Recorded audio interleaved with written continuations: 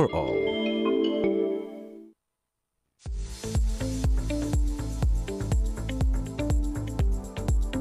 Halo, saya Angga Yunanda, mahasiswa Ilmu Komunikasi Universitas Terbuka. Saya baru saja menyelesaikan studi saya di Ilmu Komunikasi. Terima kasih banyak UT telah memberikan akses edukasi yang sangat menyeluruh kepada pemuda-pemudi Indonesia.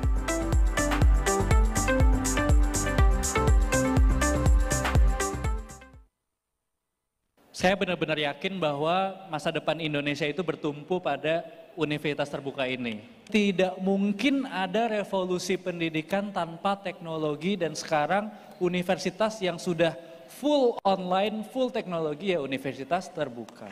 Ya semoga universitas terbuka ini semakin berkembang, amin, semakin baik ke depannya, karena benar-benar untuk bisa meningkatkan skill dari seluruh lulusan SMA di Indonesia yang banyak sekali, itu ya paling mudah dan paling scalable itu ya melalui online. Sesuatu yang tidak mungkin bisa terjadi tanpa adanya teknologi. Dan universitas terbuka itu adalah a key player in this, di higher education.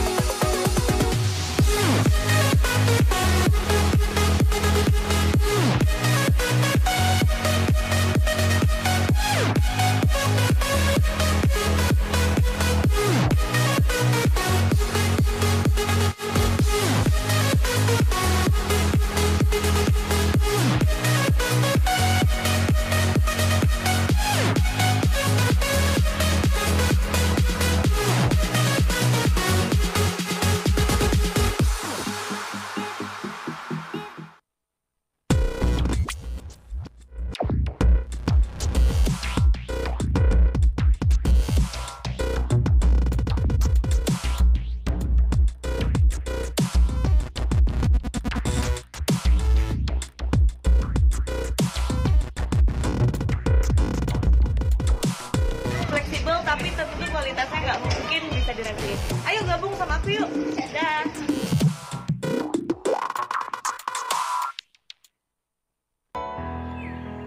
Linda, aku harus pergi. Hubungan kita akan jarak jauh. Apa? Kom di mana? Jangan. Hah? Kom di mana? Tidak boleh pergi jauh dari Sakoto. Hubungan jarak jauh emang berat.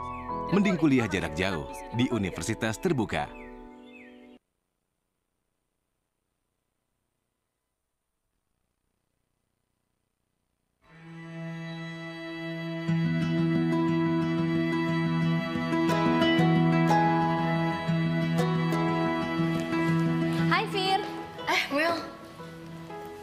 Mel, aku lagi bingung nih mau kuliah di mana.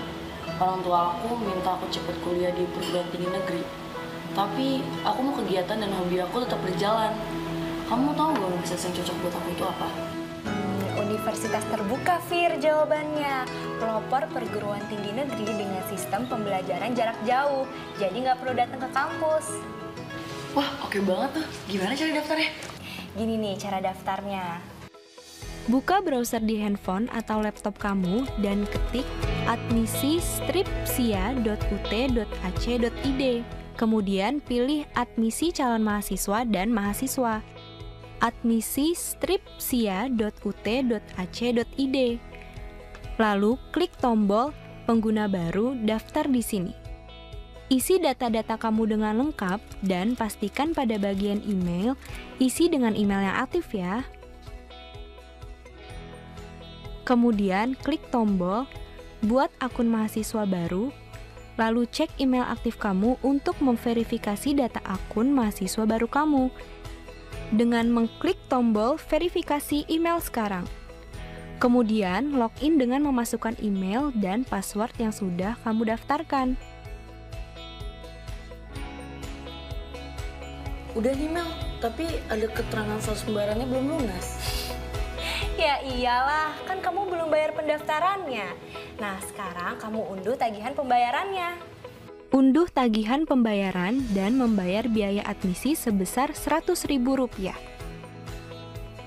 Nah, pembayarannya ini bisa melalui Bank BRI, BTN, Mandiri, BNI, BSI, Alfa Group, Tokopedia, Indomaret atau Postpay dengan mencantumkan nomor tagihan yang tertera. Wah, banyak sekali pilihan pembayarannya ya. Jadi bisa lebih mudah dong ya. Aku bisa pakai cara yang familiar buat aku. Betul banget, Fir. Kamu bisa pakai cara apa saja yang familiar atau biasa kamu gunakan untuk melakukan pembayaran pendaftaran mahasiswa baru ini, Fir. Terus Mel, kalau misalnya aku udah bayar, apa lagi? Nah, kalau kamu udah bayar tagihan pembayarannya, kamu simpan bukti pembayaran kamu, lalu kamu cek status pembayaran kamu. Simpan bukti pembayaran kamu, lalu kamu cek status pembayaran dengan mengecek akun SIA kamu. Di bagian tagihan admisi, kalau status pembayarannya sudah lunas, kamu bisa melanjutkan ke tahap berikutnya dan kamu dapat mengunduh katalog dan kit. Pastikan kamu telah membaca juga memahami katalog dan kit. Setelah itu, centang konfirmasi telah memahami syarat dan ketentuan pendaftaran. Lalu, kamu harus melengkapi data diri calon mahasiswa. Kamu isi semua data yang dibutuhkan. Isi semua alamat lengkapmu ya.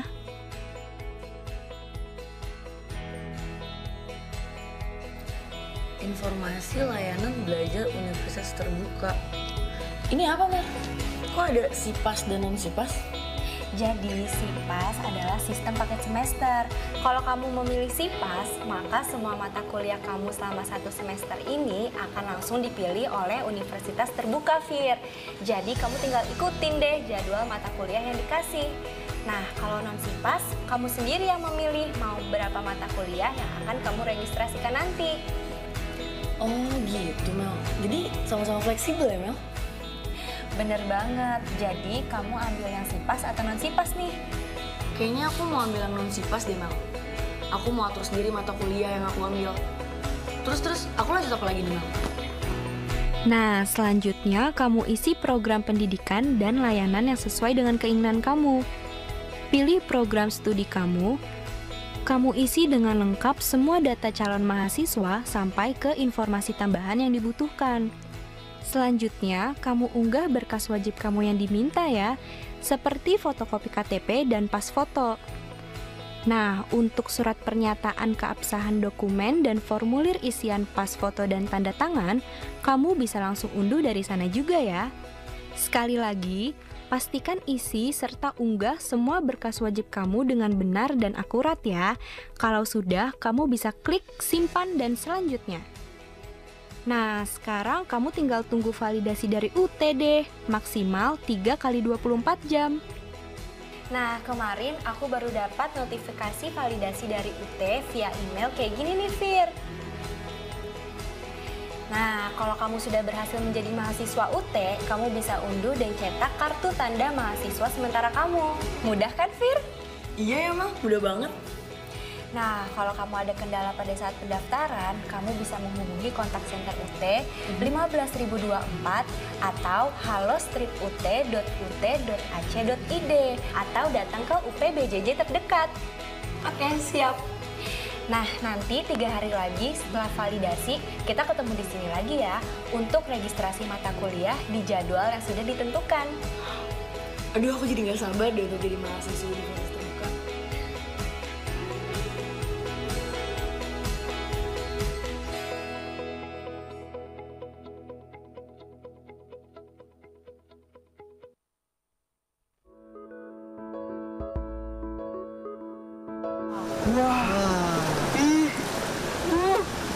Foto Mas Wawi.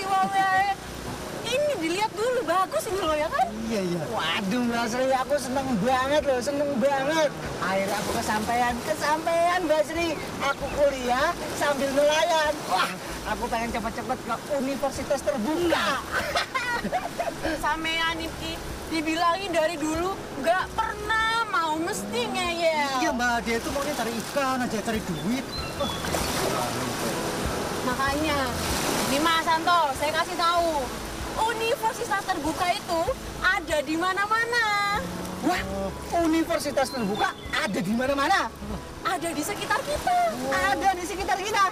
Oh. Wah, iya wes kalau gitu. Mas Toh, mau kemana Toh? Mau ke UT. Aku ditinggal ya. Tunggu. Hati-hati Mas Toh.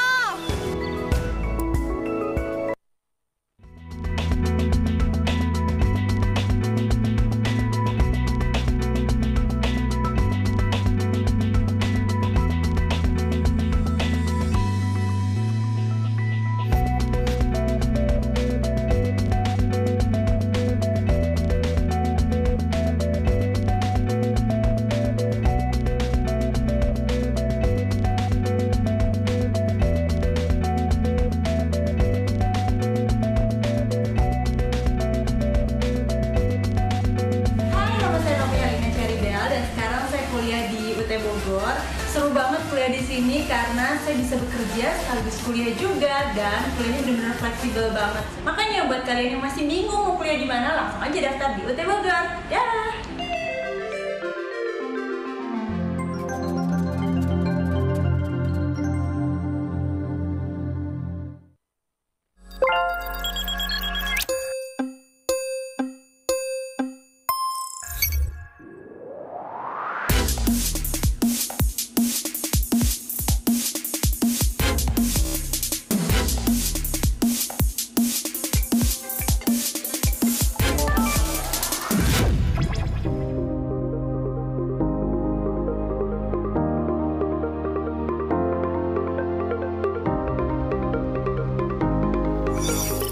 Seiring dengan perkembangan teknologi dan informasi, Universitas Terbuka menyediakan layanan terbaik untuk mahasiswanya.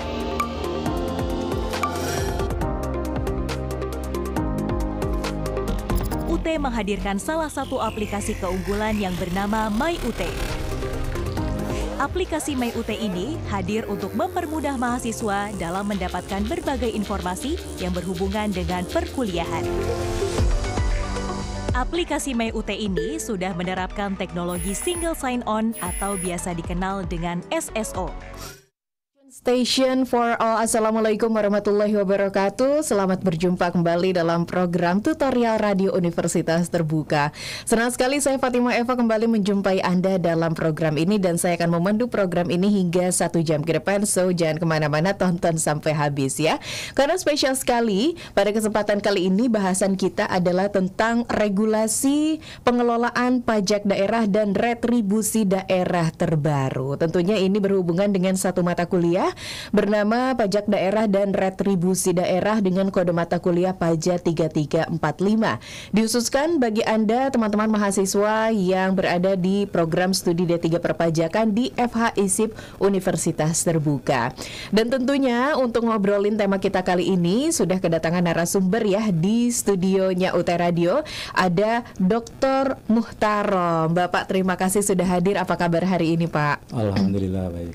Oke, siap ya Pak, hari ini kita ngobrol-ngobrol tentang regulasi pengelolaan pajak daerah dan retribusi daerah terbaru. Tapi sebelum kita ngobrol-ngobrol tentang hal itu, saya persilakan Bapak untuk menyapa dulu. Mungkin ada rekan-rekan dan juga teman-teman mahasiswa yang saat ini menyaksikan. Silakan Bapak. Bismillahirrahmanirrahim. Assalamualaikum warahmatullahi wabarakatuh. Selamat pagi pada semuanya, pada Mbak Eva dan juga pada mahasiswa Universitas Terbuka, khususnya program studi perpajakan. Senang sekali pagi ini saya diundang oleh UT Radio untuk bincang-bincang terkait dengan regulasi terbaru di bidang perpajakan. Dan nanti kita akan saya mohon pada mahasiswa khususnya di perpajakan untuk bisa menyimak karena ini adalah bagian dari materi yang diajarkan. Oke, nah nanti di tengah-tengah kalau misalkan para mahasiswa ataupun teman-teman yang saat ini menyaksikan UT Listeners dan pemirsa UT TV ada hal-hal yang ingin ditanyakan, tentunya seputar tema kita ya, regulasi pengelolaan pajak daerah dan retribusi daerah terbaru, silakan ya, Anda bisa tulis di kolom komentar YouTube atau Instagram atau Anda juga bisa WhatsApp ke kami di 0812 10392726. Oke deh, Pak Muhtarom, kita langsung ngobrol-ngobrol ya Pak tentang regulasi pengelolaan pajak daerah dan retribusi daerah terbaru. Nah, sebelum kita ngobrol lebih jauh tentang bahasan yang lebih dalam, saya pengen tahu dulu sebetulnya apa sih Pak Muhtarom yang dimaksud dengan regulasi pengelolaan pajak daerah dan retribusi daerah yang terbaru itu seperti apa? Ya, baik Mbak Pak. kita tahu bahwa segala pungutan apapun, lebih-lebih pajak ya, pajak baik pajak pusat, daerah maupun retribusi, itu harus dilandasi dengan undang-undang. Nah, terkait dengan pajak daerah dan retribusi daerah, undang-undang yang mengatur pengelolaan itu adalah Undang-Undang 28 tahun 2009. Oke. Jadi sudah cukup lama, sudah hampir 14 tahun.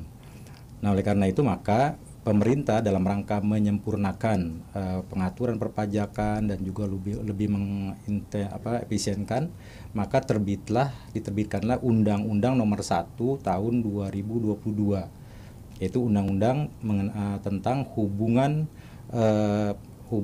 keuangan pemerintah pusat dan daerah, dikenal dengan nama HKPD. Nah, inilah yang di dalamnya nanti mengatur mengenai pajak. Maka undang-undang ini adalah undang-undang yang terbaru di bidang perpajakan dan saat ini memang belum diterapkan di daerah. Oke, jadi ada undang-undang hubungan keuangan antara pemerintah pusat dan pemerintah daerah, atau biasa disingkat dengan UU HKPD. Oke, bisa dijelaskan lebih rinci nggak sih Pak Muhtarom sebetulnya yang terkandung atau muatan dalam UU HKPD ini apa saja? Ya, kalau biasanya di undang-undang sebelumnya itu kan hanya mengatur mengenai pajak, pajak daerah dan retribusi daerah. Tapi di undang-undang HKPD ini itu bukan hanya pajak daerah dan retribusi daerah yang diatur. Itu kalau kita lihat kandungannya itu ada 12 bab, itu ada 193 pasal. Di situ di bab 2 diatur mengenai pajak daerah dan retribusi daerah. Kemudian juga di bab 3-nya itu mengenai dana transfer. Jadi TKD ya, transfer ke daerah.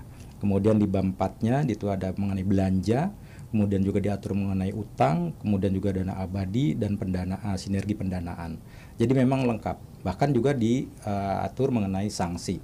Ya tentunya pengaturan ini adalah masih bersifat umum, karena ini adalah undang-undang yang nanti perlu ada ketentuan-ketentuan pelaksanaannya. Itu secara umum. Oke, nah tentang UU HKPD ini sebetulnya poin mana yang berkaitan dengan pajak daerah dan retribusi daerah, Pak Muhtarom? Ya, di pasal 94 itu kalau kita buka undang-undang HKPD, di situ dijelaskan bahwa nanti karena materi kita terkait pajak daerah dan retribusi daerah, maka fokusnya adalah itu diatur secara lengkap di situ. Mulai dari jenis pajak daerah, objek pajak, kemudian subjek pajak, wajib pajak dan seterusnya. Nah, di situ dikupas tuntas terkait dengan perpajakan itu. Jadi nanti dan ini pun nanti dalam proses pelaksanaannya ya tentunya nanti kita merujuk pada undang-undang sebagai aturan pelaksanaannya. Oke, nah saya sebetulnya pengen tahu, mungkin kalau teman-teman mahasiswa pasti sudah terbayang gitu ya, yang namanya jenis pajak daerah tuh kayak gimana, objek pajak daerah tuh apa saja, subjeknya siapa saja. Boleh nggak sih dikasih tahu, ini khususnya untuk saya sih Pak Muhtarom ya, biar lebih jelas gitu jenis pajak daerah tuh yang seperti apa, objek pajak daerah tuh kayak gimana, subjeknya siapa saja, wajib pajak daerah tuh siapa saja dan lain sebagainya. Iya. Ya sebagai contoh misalnya gini, jadi kan di situ ada jenis pajak daerah. Jadi kalau misalnya kita pajak itu dibagi, ada pajak provinsi, ada pajak kabupaten kota. Jadi kalau dengan pusat ya pajak pusat gitu ya. Jadi ada 3. Jadi diatur kalau pusat diatur tersendiri. Nah untuk pajak daerah dan retribusi daerah itu diatur untuk pajak provinsi itu tersendiri. Sekarang jenisnya apa aja nih pajak provinsi? Ini misalnya pajak provinsi adalah pajak kendaraan bermotor. Pajak bea balik nama kendaraan bermotor, terus ada pajak rokok. Nah itu adalah jenis-jenis pajak. Nah jenis pajak ini siapa wajib pajaknya? Kan yang namanya pajak itu ada jenis pajaknya, ada wajib pajak, ada subjek pajaknya. Kayak kita misalnya kalau untuk pajak kabupaten kota, kalau dulu kita kenal ada namanya pajak restoran, kemudian juga ada pajak hotel, terus ada pajak parkir. Nah terus nanti objek pajaknya apa? Nah kemudian itu jenis-jenisnya. Kemudian subjeknya apa? Terus ada pajak PBB, BPHTB. Nah PBB itu misalnya objek PBB itu apa? Ya itu adalah tanah. Terus bangunan, itu objeknya. Terus wajib pajaknya siapa? Wajib pajaknya adalah orang yang memiliki kewajiban terhadap perpajakan itu. Subjeknya, ya subjeknya adalah bisa siapa saja di situ yang ditunjuk gitu. Nah itu di dalam undang-undang dijelaskan ya satu persatu, mulai dari wajib pajak, jenis pajak, wajib pajak, objek pajak, subjek pajak, dasar pengenaan pajak dan seterusnya. Itu diatur. Oke, termasuk kalau misalkan pajaknya jadi persentasenya berkurang atau bertambah begitu ya? Iya, nanti persentasenya diatur oleh undang-undang dengan batasan maksimal berapa persen gitu. Oke, nah Pak Mutarom terkait dengan pengaturan pajak daerah dan retribusi daerah, bisa dijelaskan nggak sebetulnya perbedaan mendasar ya Pak antara Undang-Undang nomor 28 tahun 2019 tentang pajak daerah dan retribusi daerah dengan undang-undang yang lebih baru, Undang-Undang nomor 1 tahun 2022. Perbedaannya apa? Baik Mbak Epa dan para mahasiswa ya dimanapun Anda berada. Jadi secara perbedaan ya tentunya ada perbedaan ya. Dengan ada undang-undang baru itu pasti ada perbedaan. Yang pertama terkait dengan pajak itu dengan undang-undang baru itu dilakukan restrukturisasi dan rasionalisasi. Jadi ada pajak yang dulunya dirinci, ini pajak kabupaten kota ya, untuk restoran, hotel, kemudian juga pajak yang terkait dengan konsumsi, sewa gitu ya. Itu sekarang jadi satu. Jadi 5 jenis pajak itu kemudian jadi satu, itu namanya menjadi pajak barang dan jasa tertentu. PBJT gitu ya. Nah, ini kita memang belum familiar gitu ya untuk penyebutannya. Nah, itu jadi satu pajak. Jadi disederhanakan. Semua pajak yang berbasis konsumsi itu menjadi satu jenis pajak. Nah, kemudian juga diselaraskan juga objek pajak antara pajak pusat dan pajak daerah itu memang supaya diselaraskan. Supaya nanti ketika Kementerian Keuangan dia ingin melakukan evaluasi itu nanti sudah selaras gitu ya dengan aturan pusat. Jadi ada penyederhanaan administrasi. Kemudian juga nanti dalam rangka untuk mempermudah masyarakat gitu. Jadi masyarakat juga pengaturan itu kan semaksimal mungkin diharapkan ditujukan dalam rangka agar masyarakat itu nanti bisa lebih mudah di dalam proses membayar dan seterusnya. Mungkin itu. Oke, nah ini terkait dengan pajak yang berbasis konsumsi gitu ya, atau biasa dikenal dengan PBJT ya Pak, PBJT. Pajak barang dan jasa tertentu. Ini contohnya kita bisa bisa lihat di kehidupan sehari-hari tuh dalam hal apa Pak? Saat kita belanja ada pajaknya, atau saat kita ke restoran beli minuman misalkan ada pajaknya, atau seperti apa? Iya, itu sebetulnya hanya pengelompokan. Jadi kita ketika kita makan ke restoran, selama ini kan kita harus bayar pajak namanya pajak restoran. Itu dikenakan maksimum 10%. Jadi kita bayar ke kasir, di situ berapa, dari situ dikalikan 10%, itu adalah pajaknya.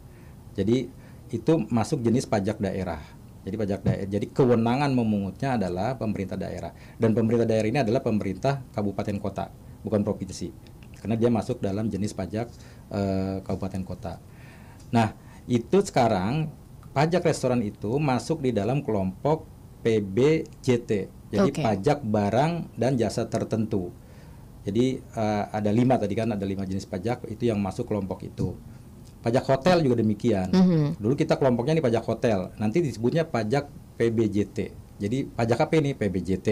Nanti hotel terkena PJBT, kemudian restoran juga itu. Jadi satu nama pajak, tapi nanti rinciannya bisa macam-macam. Yang basicnya adalah konsumsi oleh masyarakat. Oke, kalau dulu sih saya suka lihat tuh PPN 10% gitu ya.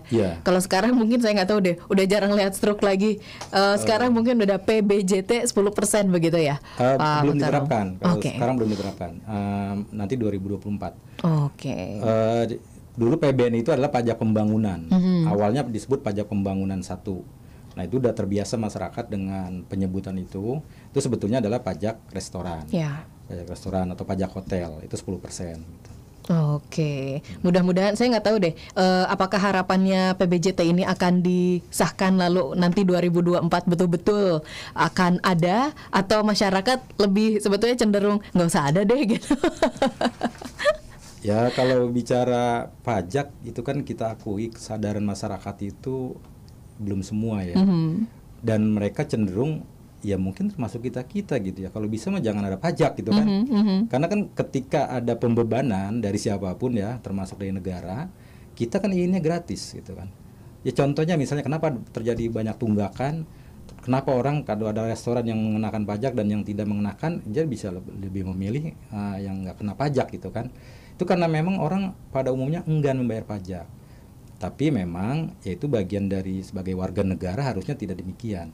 Karena kita kan diberikan fasilitas segala macam pelayanan dasar yang dilakukan oleh pemerintah dan daerah. Itu dari mana kalau bukan dari pajak gitu. Nah, makanya memang ya saya juga melakukan sosialisasi gitu ya kepada masyarakat, bekerja sama dengan Dipenda ya, Dinas Pendapatan Daerah. Itu memang mengajak kepada semua, ya mari kita bayar pajak.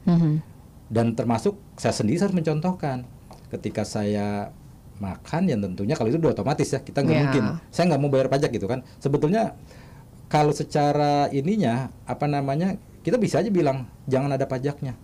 Cuman kan restoran punya kewajiban dia untuk sebagai wajib pungutnya. Betul. Dia harus memungut, kalau enggak dia kena. Terus misalnya PBB juga sama, orang banyak yang menunda-nunda bayar PBB, udah nanti aja. Nah, saya sebagai orang yang memang apalagi sekarang dosen perpajakan, ya saya contohkan PBB begitu saya dapat seharusnya bayar, jangan lagi ada tunggakan, jangan lagi nanti surat tunggakan masuk dan sebagainya. Demikian pula yang untuk pajak kendaraan gitu.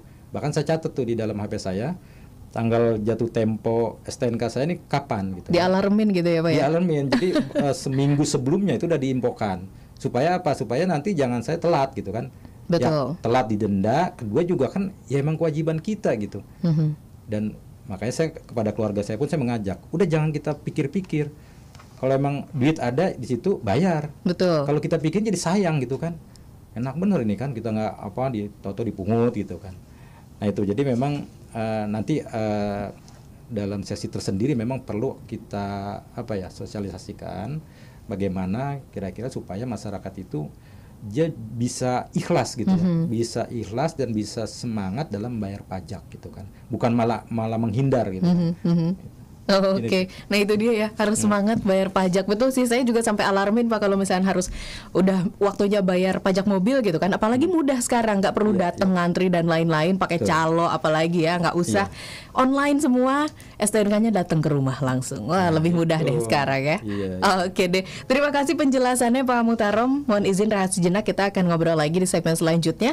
Eva juga masih mengundang Anda, teman-teman mahasiswa, listeners dan juga pemirsa UTA TV dimanapun Anda berada yang mau tanya-tanya soal perpajakan ya, apalagi yang hubungannya dengan regulasi pengelolaan pajak daerah dan retribusi daerah terbaru.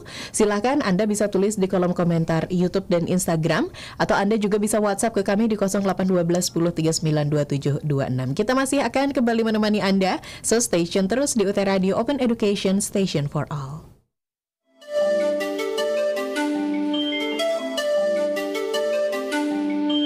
Anda sedang mendengarkan UT Radio, Open Education Station for All.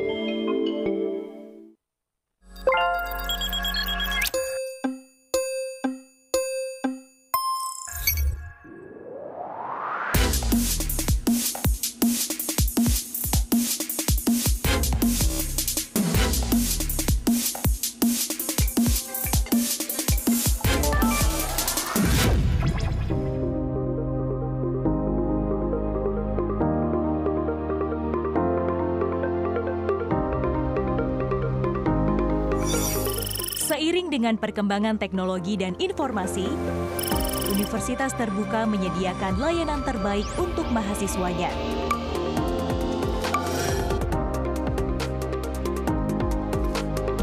UT menghadirkan salah satu aplikasi keunggulan yang bernama MyUT. Aplikasi MyUT ini hadir untuk mempermudah mahasiswa dalam mendapatkan berbagai informasi yang berhubungan dengan perkuliahan. Aplikasi MyUT ini sudah menerapkan teknologi single sign-on atau biasa dikenal dengan SSO. Aplikasi ini merupakan sistem layanan autentikasi guna membantu mahasiswa dalam proses masuk ke suatu situs atau aplikasi. Dengan sistem ini, mahasiswa hanya perlu login dengan akun Office 365 untuk masuk ke beberapa aplikasi sekaligus. Melalui MyUT, mahasiswa sudah dapat melihat dashboard personal, diantaranya adalah data mahasiswa dan perkembangan akademik mahasiswa tersebut. Dalam hal ini, mahasiswa akan melihat status pembayaran dan mata kuliah yang diambil. Selain itu, mahasiswa juga dapat melihat pengumuman dan kalender akademik. Informasi yang mudah didapat melalui WhatsApp dan email mahasiswa. Pembayaran yang mudah karena sudah menerapkan teknologi tusi-tupi.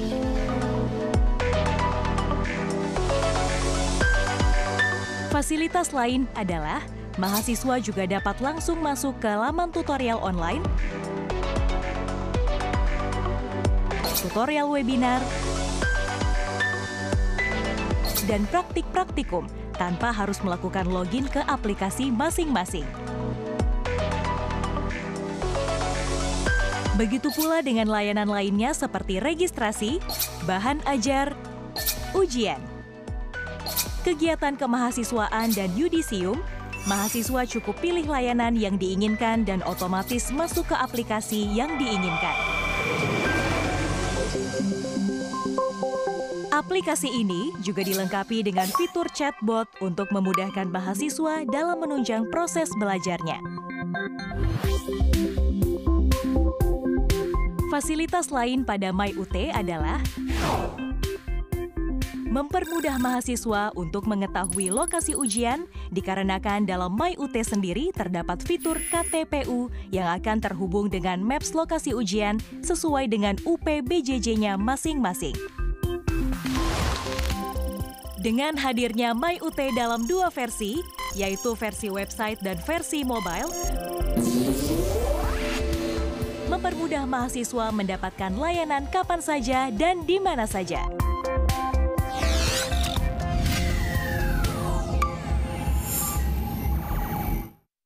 All the listeners, terima kasih Anda masih bersama kami, dan bagi Anda yang baru saja bergabung, saya ucapkan selamat datang. Anda tengah mendengarkan dan juga menyaksikan tutorial Radio Universitas Terbuka yang membahas tentang regulasi pengelolaan pajak daerah dan retribusi daerah terbaru. Tentunya ini berhubungan dengan mata kuliah pajak daerah dan retribusi daerah dengan kode mata kuliah PAJA 3345. Dikhususkan bagi Anda, teman-teman mahasiswa yang mengambil program studi D3 Perpajakan di FHI Universitas Terbuka. Masih juga kita ngobrol-ngobrolnya bersama Dr. Muhtarom yang masih juga hadir di studio. Tadi di segmen 1 kita udah ngobrol banyak banget tentang regulasi pengelolaan pajak itu seperti apa gitu ya, undang-undang yang berkaitan yang menjelaskan yang menjadi dasar hukum perpajakan itu seperti apa. Sampai ke Bapak juga menjelaskan jenis pajak daerah tuh apa aja gitu ya, wajib pajaknya siapa saja. Sampai ke tadi kita ngobrol terakhir adalah tentang perbedaan ya antara Undang-Undang Nomor 28 Tahun 2019 dengan Undang-Undang Nomor 1 Tahun 2022 tentunya tentang pajak daerah dan retribusi daerah, karena ada sedikit kebaruan gitu ya Pak ya. Oke, siap. Nah, sekarang Eva pengen tahu Pak Muhtarom, tadi kan disinggung tentang objek pajak gitu ya. Yang dimaksud dengan itu tuh apa sih sebetulnya? Opsen pajak itu apa ya? Jadi gini, di undang-undang baru, dan ini baru diberlakukan ya. Di undang-undang sebelumnya itu tidak dikenal yang namanya opsen pajak. Nah, opsen pajak ini, jadi pemerintah memberikan kewenangan pemungutan opsen pajak antara di level provinsi ya dan level kabupaten kota. Jadi pajak daerah itu kan kewenangan mungutnya itu kan ada dua daerah provinsi dan daerah kabupaten kota. Nah, sekarang opsen pajak daerah yang provinsi itu yang seperti apa? Jadi artinya ada pajak yang kewenangan mungutnya itu menjadi kewenangan kabupaten kota, tapi provinsi diberikan opsen. Dia bisa nanti mendapatkan dari pajak yang dipungut itu berupa bagi hasil. Oke.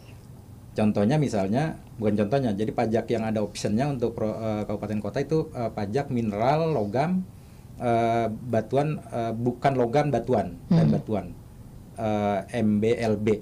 Itu pajak MBLB itu adalah pajak yang dipungut, yang kewenangan mungutnya oleh kabupaten kota. Jadi kalau ada daerah-daerah yang di situ banyak batuan yang bukan logam, dia bisa dipungut pajak gitu pada saat orang itu melakukan pengambilan dan sebagainya. Nah, pajak yang dipungut itu nanti ada optionnya, yang provinsi bisa dapat bagian yang nanti diatur gitu ya, di bagi hasil ada tarifnya gitu. Nah, itu adalah pajak option pajak kabupaten kota. Nah, sekarang yang provinsi provinsi, salah satu jenis pajak provinsi adalah pajak kendaraan bermotor atau PKB dan bea balik kendaraan bermotor BPNKB. Ini kan murni sepenuhnya kewenangan provinsi. Nah, dengan di undang-undang baru ini ada option untuk pajak ini, yaitu nanti pemerintah kabupaten kota dia mendapat bagian persen tertentu dari hasil pemungutan itu.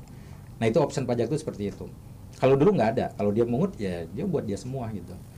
Memang ada bagi hasil, itu yang udah diatur dalam undang-undang, itu lain lagi gitu. Ini di luar itu.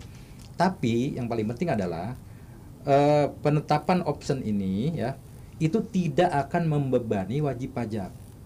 Jadi artinya ketika kita bayar pajak kendaraan sekian rupiah misalnya 2 juta, karena ada option nanti kabupaten kota harus dapat nih, saya tinggal di Tangerang. Tangerang berarti kan di Provinsi Banten. Ya. Saya bayar pajak itu adalah nanti akan menjadi pendapatan dari Provinsi Banten. Nah, nanti bagian dari itu Kota Tangerang ya sebagai daerah tingkat 2-nya, dia bisa berhak dapat bagian dari PKB itu. Itulah yang disebut option. Nah, cuman nanti itu belum diberlakukan. Itu nanti diberlakukan 3 tahun ke depan. Itu yang option. Dan itu belum pernah ada sebelumnya. Di undang-undang pajak ini itu dia ada dimunculkan yang disebut option ya, jadi bukan pilihan, bukan option tapi option. Jadi ya itu istilah di pajakan seperti itu. Oke, siap. Nah, saya pengen tahu juga, tadi kan kita udah bahas sedikit tentang Undang-Undang Nomor 1 Tahun 2022. Ya. Apakah memang poin-poin yang terkandung dalam Undang-Undang Nomor 1 Tahun 2022 itu sudah diberlakukan atau belum, atau masih sebagian gitu? Tapi kalau misalkan daerah-daerah ingin memberlakukan undang-undang ini, apa saja yang harus dilakukan atau harus dimiliki oleh daerah ini? Ya, baik.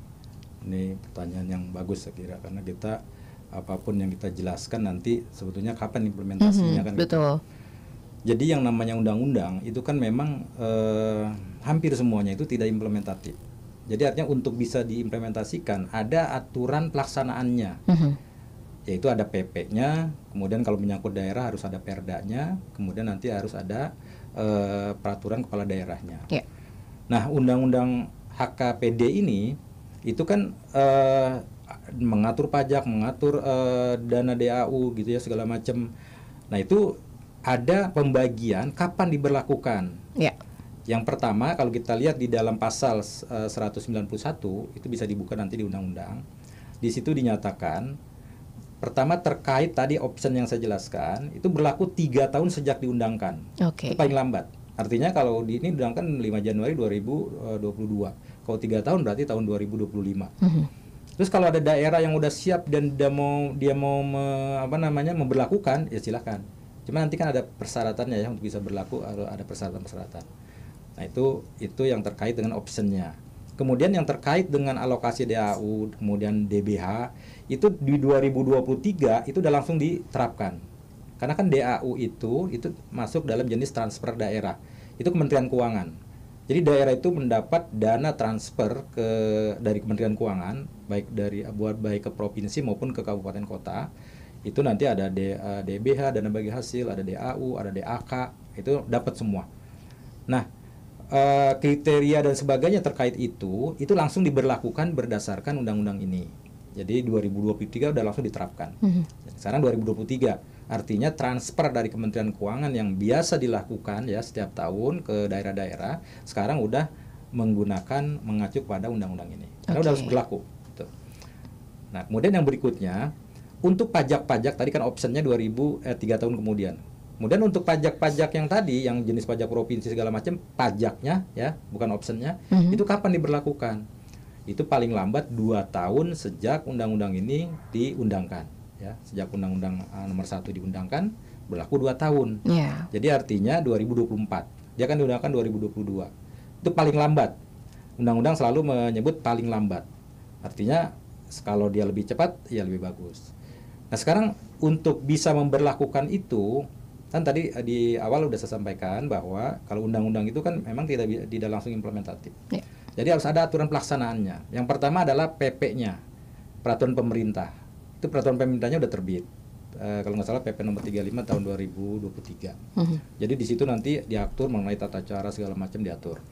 Kemudian nanti pemerintah daerah untuk bisa melaksanakan atau menerapkan, dia perlu peraturan daerah. Daerah itu kan otonomi. Dia punya otoritas sendiri.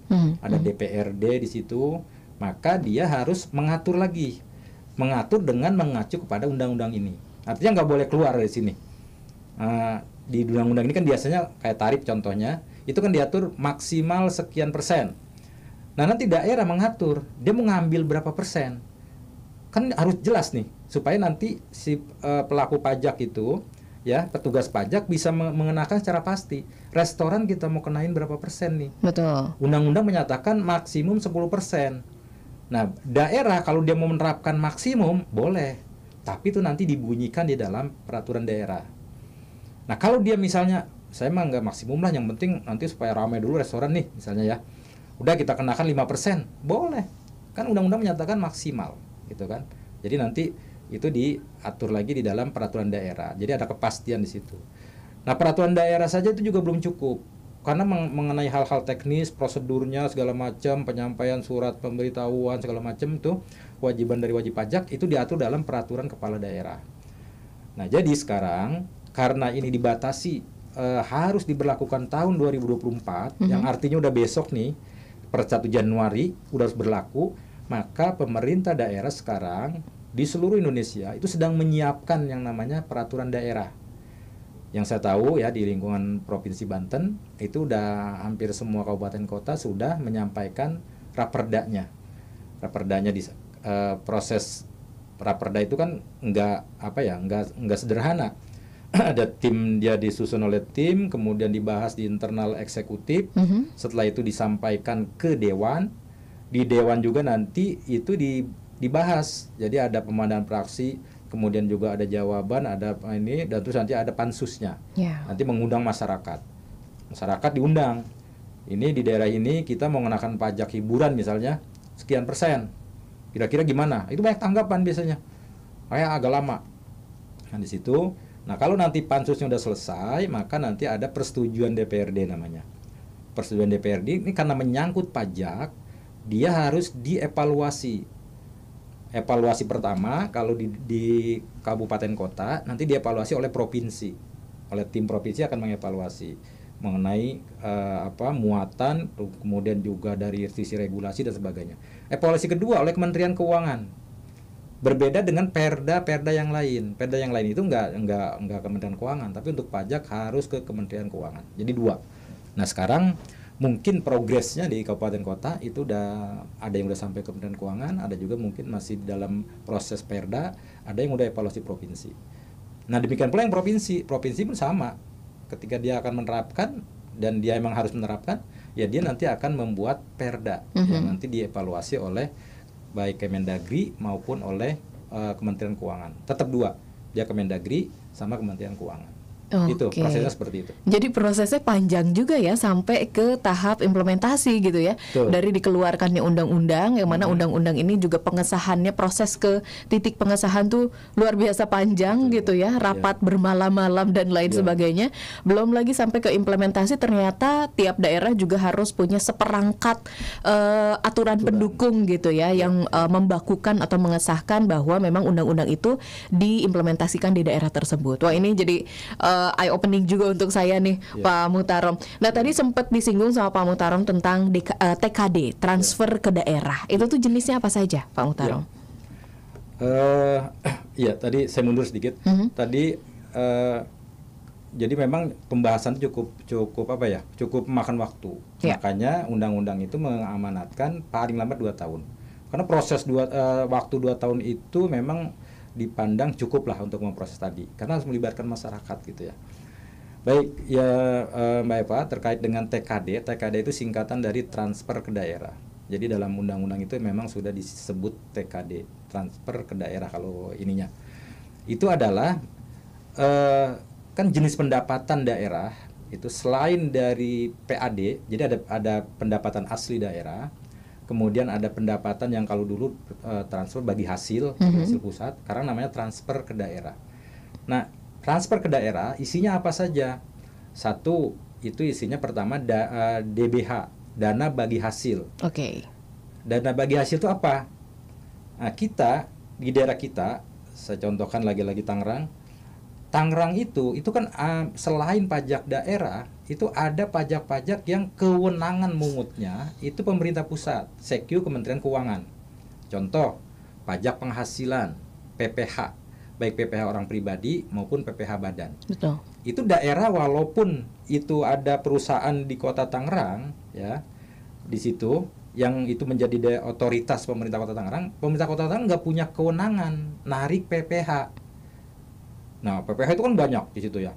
Tuh, kewenangan siapa? Provinsi? Bukan. Itu pemerintah pusat. Makanya kan ada kantor pelayanan pajak, gitu kan. Itu kan dia salah satunya ngurusin yang terkait PPH. Kedua, PPN. Setiap transaksi yang melakukan perubahan itu kena PPN. Kita kan ya hampir aktivitas apapun kita itu sesuai dengan persyaratan perundang-undangan kita kena pajak.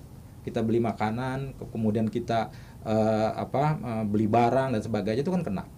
Nah, PPN sama, itu kewenangan mungutnya itu adalah pusat.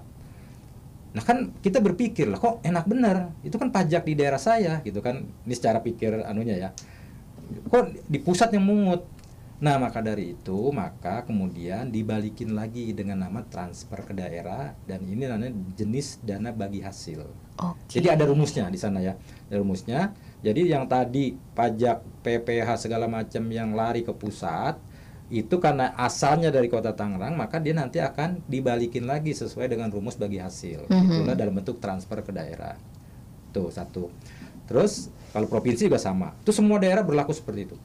Terus ada lagi apa TKD yang berikutnya? DAU, dana alokasi umum.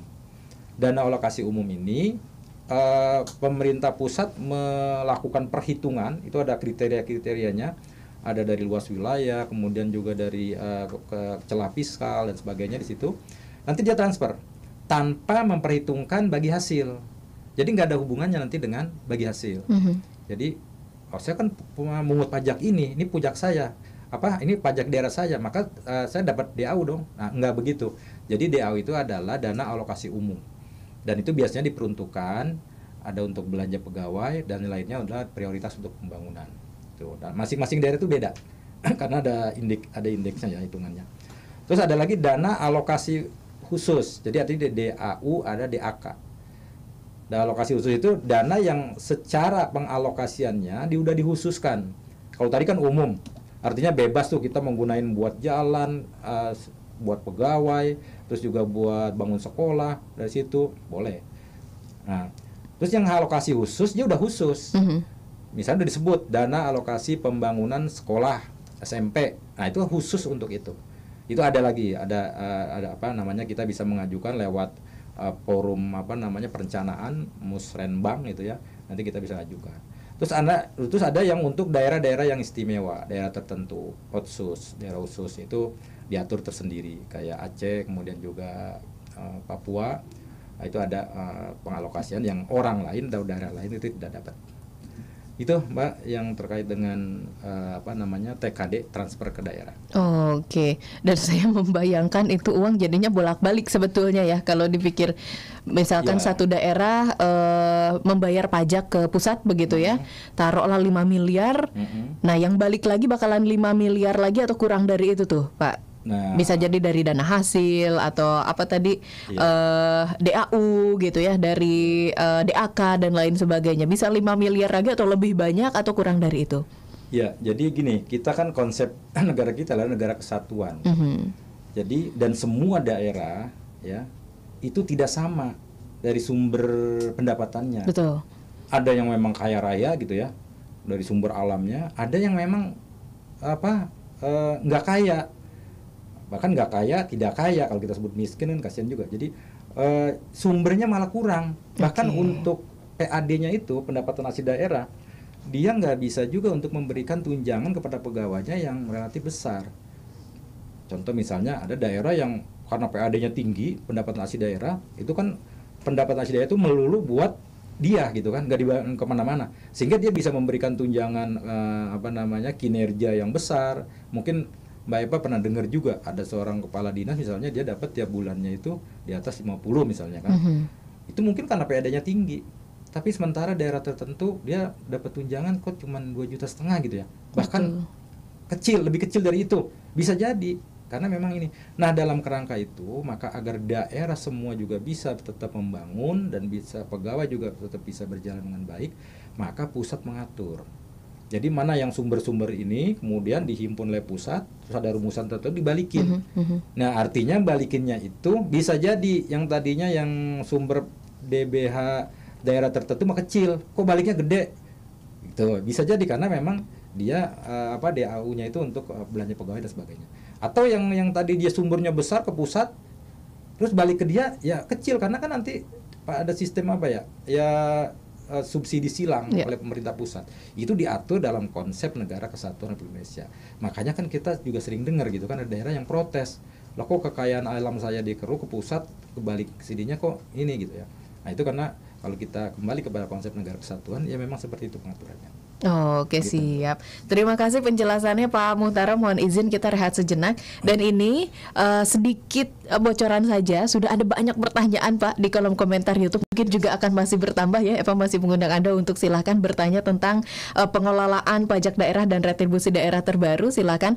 Nanti di segmen selanjutnya Eva akan tanyakan ke Bapak untuk Bapak menjawab. Jadi silahkan juga bagi Anda yang ingin bertanya ya, tulis di kolom komentar YouTube atau WhatsApp ke kita di 0812 10 39 27 26. Kita masih akan kembali menemani Anda, so stay tune terus di UT Radio Open Education Station for All.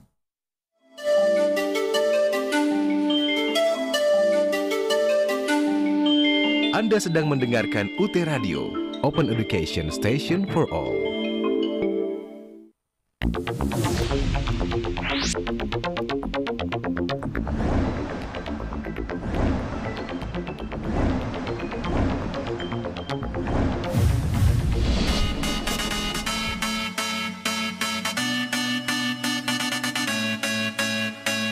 Universitas Terbuka, tradition and innovation go hand in hand. As the first distance education institution in Indonesia, Universitas Terbuka was established to provide access to higher education for all Indonesians living across the country. Financial and geographical issues as well as infrastructure challenges were among the background to establish a massive open education system. Development of higher quality and more efficient infrastructure has significantly driven Universitas Terbuka to move forward. The development of user-friendly technology and the spread of mobile technology in rural areas have made a dramatic impact on the features of services and the characteristics of students. Having been promoted as the Cyber University of Indonesia, Universitas Terbuka has entered the new era of Industrial Revolution 4.0 by increasing the quality of learning services, infrastructures, and human resources. In doing so, Universitas Terbuka fosters and maintains effective strategic partnerships with domestic and foreign institutions. As a pioneer of distance learning in Indonesia, Universitas Terbuka was appointed to lead the establishment of the Indonesia Institute of Cyber Education, or ICE Institute. This institution is a regulatory agency to set standards in the distance learning. Recent improvements were carried out to provide meaningful learning services and opportunities, which include year-round registration system,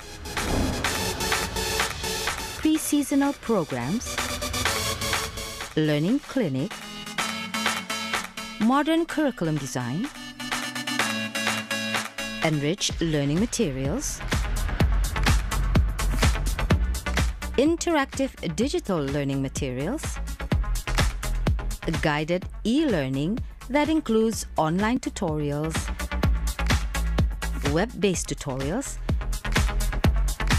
e-lecturing, and e-seminar, online examination and online proctoring, employability skills training, and improve quality assurance system.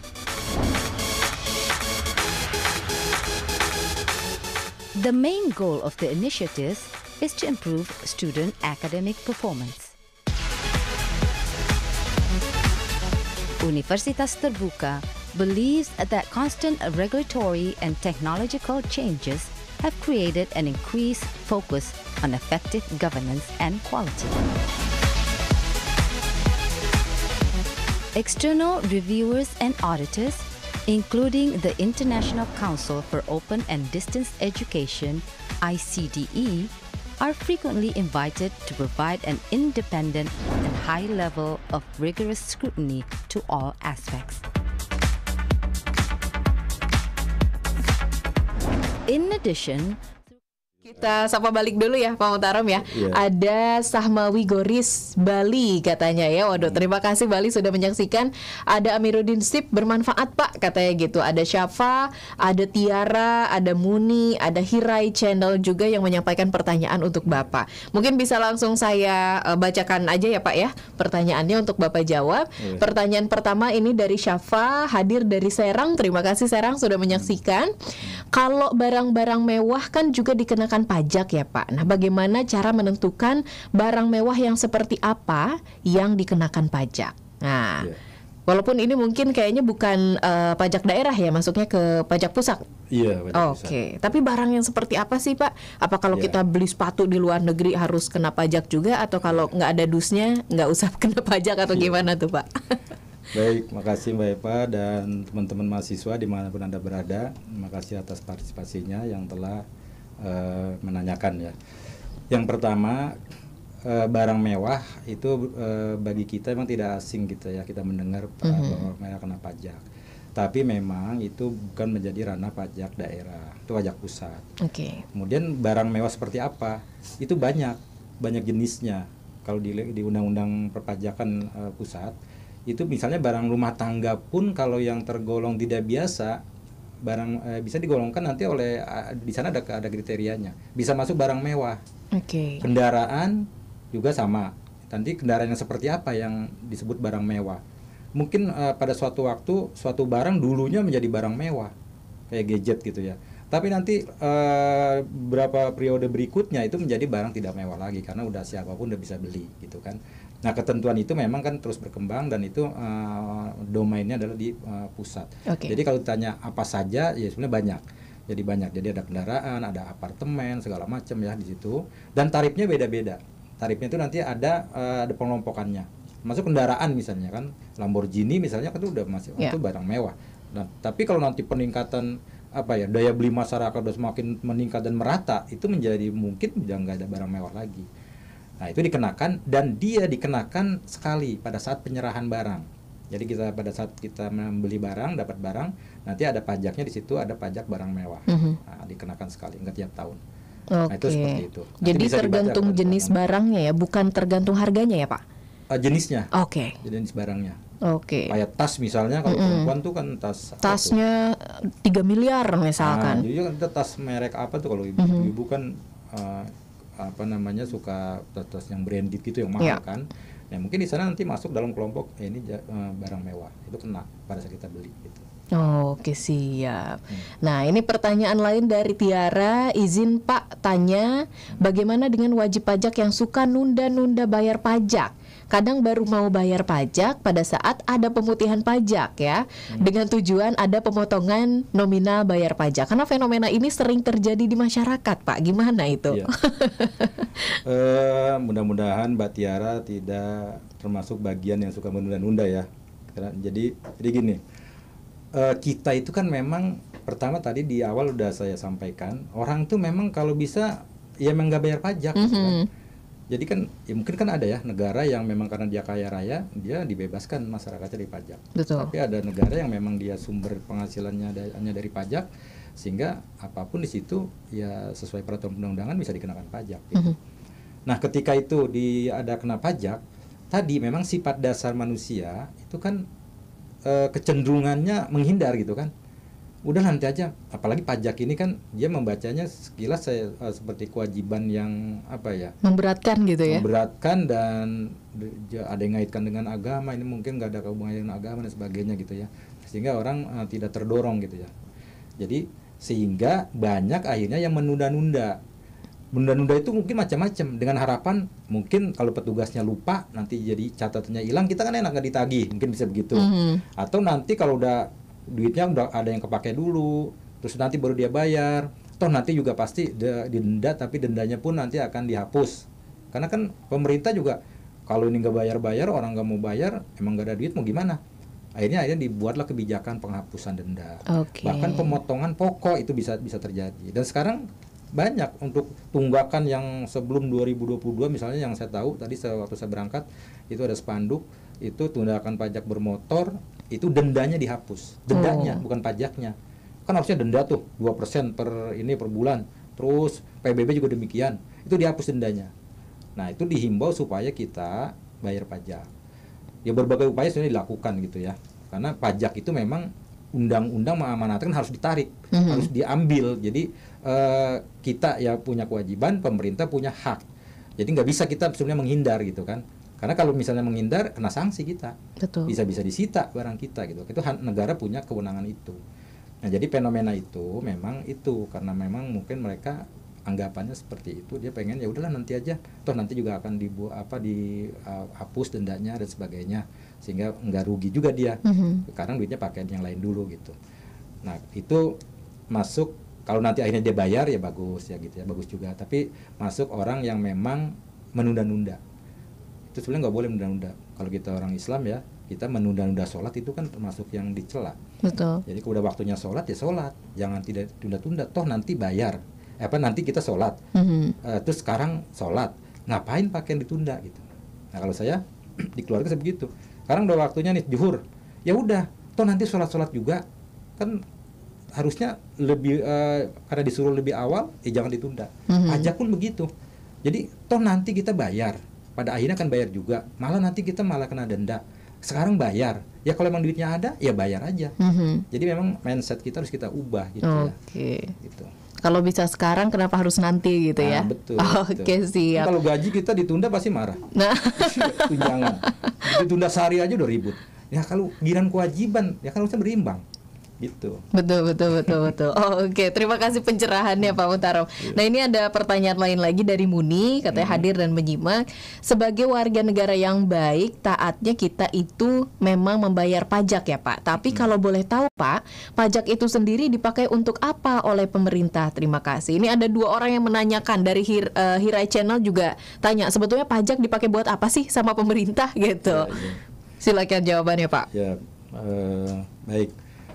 Jadi gini, pemerintah itu kan berdasarkan undang-undang dia memiliki kewajiban mencerdaskan kehidupan bangsa, melindungi segenap bangsa Indonesia dan seluruh tumpah darah, dan kewajiban-kewajiban lainnya. Itu amanat undang-undang, bukan undang-undang, amanat undang-undang dasar. Itu jadi pemerintah hadir di situ, dia memiliki sejumlah kewajiban. Nah, kewajiban ini harus dia laksanakan. Nah, untuk melaksanakan dia perlu dana. Nah, masyarakat atau warga itu punya hak untuk mendapatkan pelayanan kesehatan, hak untuk mendapatkan pendidikan dan sebagainya, itu hak masyarakat. Pemerintah wajib, makanya pemerintah bangun sekolah, bangun jalan, bangun rumah sakit dan sebagainya, itu sesuai dengan kemampuan keuangan, itu adalah menjadi kewajiban pemerintah.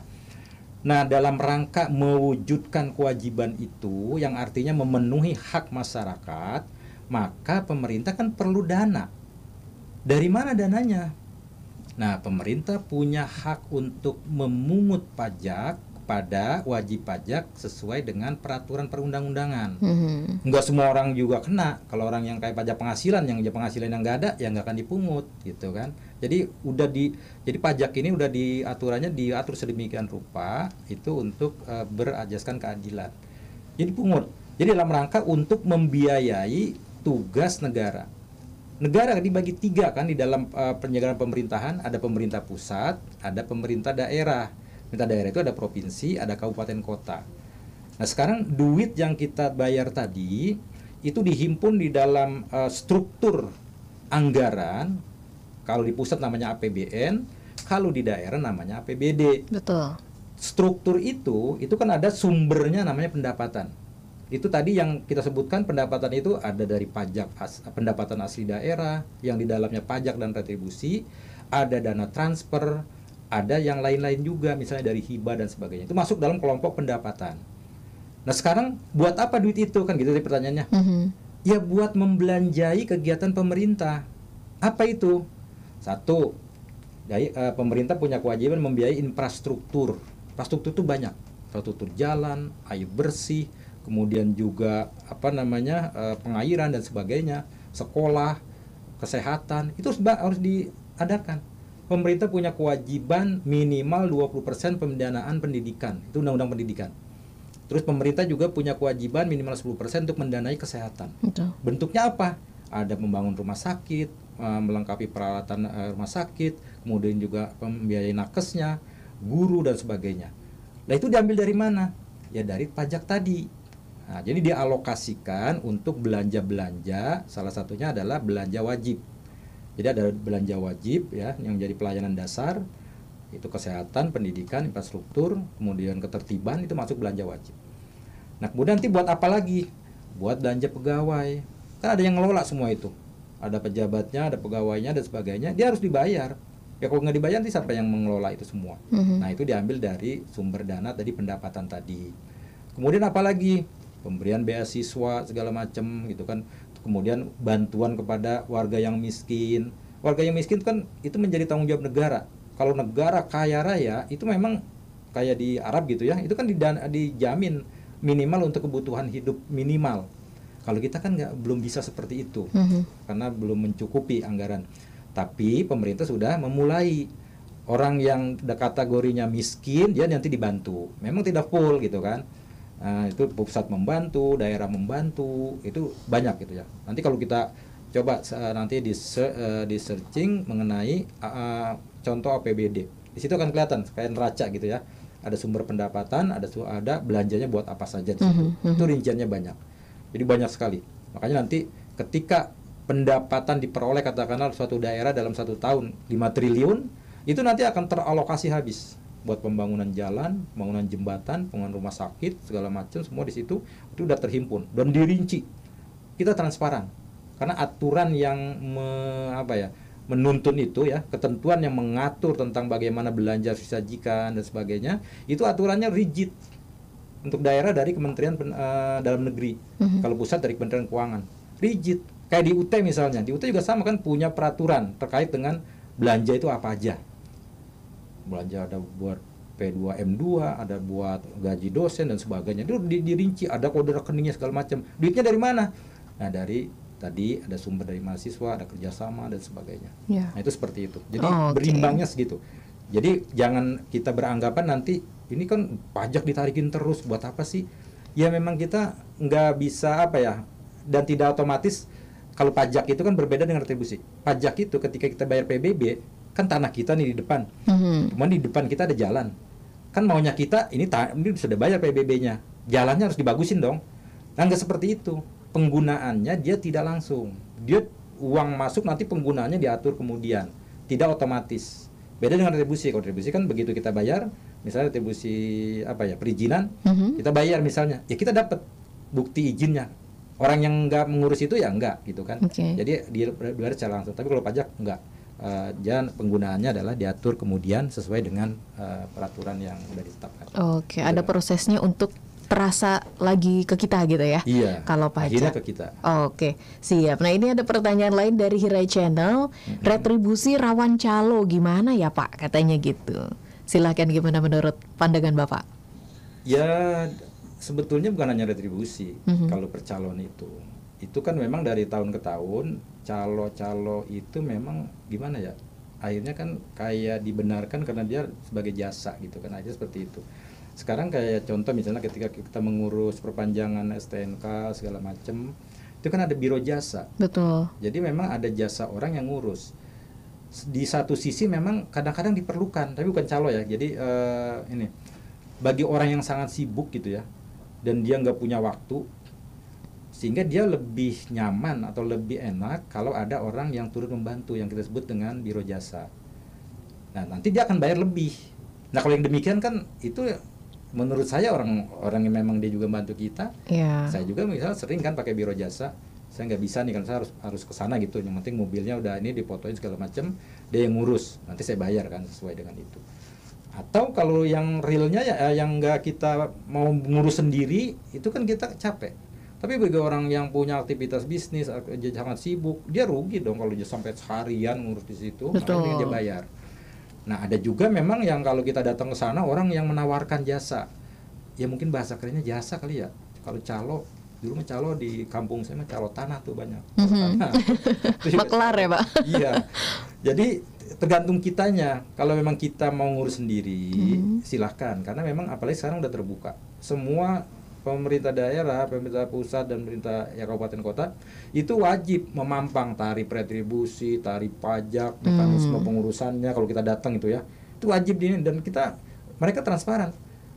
Dia nggak boleh macam-macam. Kita sebagai masyarakat punya hak untuk dilayani. Kita tanya ke situ, minta pelayanan ini, dan dia berhasil melayani. Kalau enggak, bisa kita tulis pengaduan kan di situ. Oke. Gitu. Saya 7 tahun dulu di DPKD di Kota Tangerang. Terus juga itu di pelayanan. Saya di PBB pernah di kepala dinas di PBB kepala dinas keuangan. Itu sama. Jadi mereka datang bayar ini bayar itu, saya tulis di situ prosedurnya. Terus saya tulis jangan terima apapun dalam proses ini. Saya nggak mau. Jadi sesuai dengan ini dan saya pasang CCTV. Gitu. Jadi dalam rangka ini kalau ada yang dia nggak puas, jangan silakan ngadu ke kita gitu kan. Di mana kira-kira nggak ininya. Cuman mereka juga saya minta bantu agar benar-benar bisa kerjasama dalam arti mematuhi aturan yang ada gitu. Pajak harus dibayar tepat waktu, jangan dititip melalui orang, apalagi petugas kita itu kan rawan. Jadi memang dua pihak harus saling bisa memahami fungsinya masing-masing dan bekerja sama supaya benar sesuai dengan koridor ketentuan yang berlaku. Kalau calo mungkin jasanya kita terima, cuman yang lebih rawan lagi kalau misalkan ada pungutan liar mungkin Pak ya.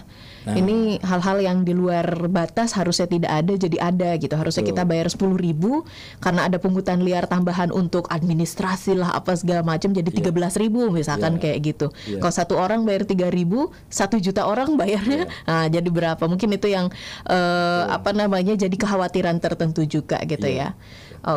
Nah ini masih ada pertanyaan dari Hira Channel. Orang jadi males bayar pajak karena banyak dikorup. Kira-kira gimana pendapat Bapak?